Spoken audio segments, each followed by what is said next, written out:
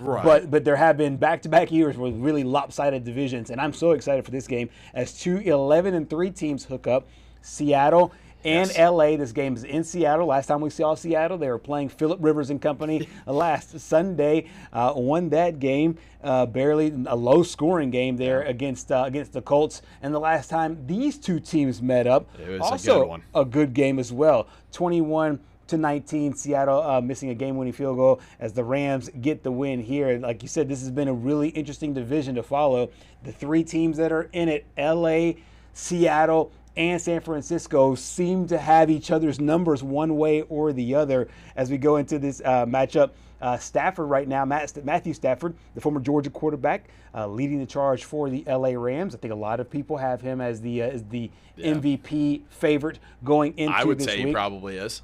I mean, just based off of the year, I know we talked, it feels like every week it changes, and I mean, it typically does at this point in the year. Right. But, you know, just about a month or two ago, we were talking about potentially Baker Mayfield winning the MVP, and then it kind of went back to Josh Allen for a little bit before Allen had the ups and downs. And then it went to your guy Drake May. And then Drake May started to regress just a little bit. I would say I think the Bills' loss might have potentially sealed that for him. Yeah. And, I mean, the run game for New England is just so good. And this guy, Matthew Stafford, you know, he's been creeping up under the radar. Nobody really talks about him up until late. I know he went on that crazy run during like a 7-game stretch earlier this year where he had like 20-plus touchdowns with no interceptions. Just absurd numbers. Yeah. And I still go back to that trade, basically 1-for-1, you know, Jared Goff for him. And it's probably the most even trade in NFL history.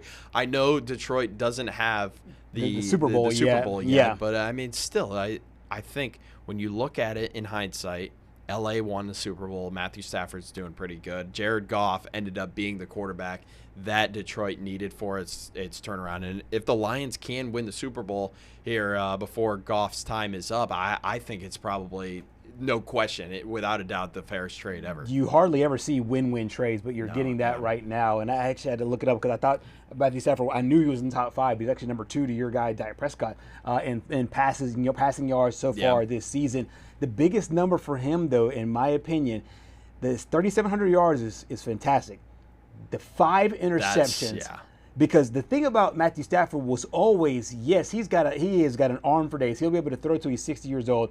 He just always had double-digit interception years, 17 interceptions, 18 interceptions. And getting that turnover number down, I know, is huge for Sean McVay. And it's also huge for him. And I think if he does win the MVP, a lot of people will make of what he did throwing to Rams receivers. I think where it'll really lie for me is what he did not throwing to the other team's defense. Yeah, it's just so weird because, you know, 37-5 and then the passing yards at 3,700. Yeah. I go back since Phillip Rivers is in the league again now and is going to start on Monday. Right. I went back and looked at the passing leaders from his last season in the NFL, and it's just so crazy to me how the NFL went from pass heavy during Phillip Rivers' time, because I think the leading passer that year had 5,000 passing yards. Right. And that was Drew just Brees? It was Drew Brees or Tom Brady or one of the two. Or or Peyton. I think that year you might have to fact check me on this. Yeah. I think that year was 6,000 was the leader. Oh, wow. Yeah. Because if I remember correctly, Mahomes had like 5,200 or something. Some absolutely ridiculous numbers. And then the league was like, all right, we need to stop the pass. And now it's becoming so run heavy that the leader, and I know there's still a little bit of time to go here. Right. But still, the leader's at 3,700. I mean, it's crazy how fast things have changed here in just a few years. Right. They said at this point, it looks like it is Pat Mahomes. It looks like it was Mahomes that year that had, I think, 5,400. 50. Because they said nobody's thrown for 6,000 in a regular season. Okay. In regular season. If you add also the playoff numbers, it might have eclipsed that number.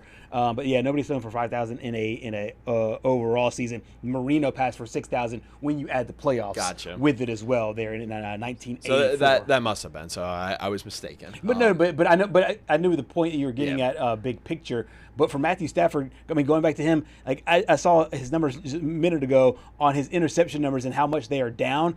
There was years where he threw 20 or 17. Like Jameis Winston 18. numbers. Yes, and I think that the numbers are down. And he'll need him to be down in this game here against a really, really, really good defense. And also the elements as well. Expecting a lot of rain there, as always. It is Seattle and Washington. We're expecting a lot of rain. Of course, we're thinking about our friends there in Washington as well. I know that the northeastern part of the state, or northwestern part of the state, was going through some flooding earlier this week. Crazy winds, too. I know, yeah. Just unreal. Some stuff earlier this week, but throwing in the rain, always tricky for a lot of quarterbacks. Matthew Stafford talked about it. Yeah, I mean, it just depends. Depends on, I don't know how granular you want to get, you know? I mean, I mean, it's just like how rainy is it? You know, we played in London, and there was, early in that game was really slick, and both teams have to play in it, so you just got to adjust as you play, and then it got a little bit, drier as the game went on, and we were able to adjust. And then I think same for Carolina, really kind of opposite, right? Started a little bit drier and then became rainy there for a little bit, and then kind of dried back out at the end. So you just got to, call the game, play the game as the weather, allows you to. And for me personally, just try to do everything I can to continue to do what I always do, throw it in a good spot and let those guys go make plays. And Matthew Stafford, one of the guys from the SEC representing his team there in tonight's game. A lot of love here for a lot of different guys who are very productive in the league. Yes, Jordan Whittington, Bo Limmer, and DJ Humphreys, also from the SEC as we move it on here. Warren McClendon, Poona Ford, Omar Speights, and Byron Young from Tennessee there. And then moving it along again, Trey Brown, Emmanuel Forbes, Cam Curl, and Jalen McCullough. Absolutely. And then moving over to the other side with the Seattle Seahawks, Sam Darnold, kind of a reclamation project last year, comes over to Seattle once again, seeming to be on a really strong note here. This is a Seattle team that's really interesting coming into this game, and they have this game at home for the second week in a row. Yeah, and I think last week they kind of played with a chip on their shoulder because no one was actually talking about them. All the talk was about Phillip Rivers exactly. and, Seattle being a 12.5-point favorites. But, they played spoiler in Phillip Rivers' return. Jason Myers kicked 6 field goals in the game. They did not score a single touchdown. The only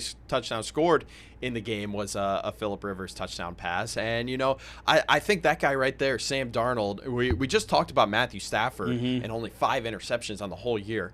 The last time these two played, Sam Darnold had 4 interceptions in one game. And I was watching that game and I was like, man, this is just one of those games where, you want to – and this was when Sam Darnold was in the thick of – I believe he was the MVP favorite at this point in the season. At the time, yeah. And it's games like these where Sam Darnold has done so much good since he left the Jets organization. And obviously found himself in Minnesota. I feel like we've seen that a lot recently. Also, Geno Smith with Seattle a few years ago, but unfortunately for Geno, it just hasn't. It feels like he's just been trying to chase that again. Right. But Baker is another example of that. Yeah. But I mean, it's just these games that kind of remind you. It's like, okay, this is still Sam Darnold, and you're just waiting for him to just actually take that next step. Yeah, and the fact that they only lost that game by a single score makes it way more interesting. Lots of SEC representation on the Seattle Seahawks. Well, I say lots. I mean, kind of we were joking about it off the air that there's not really a ton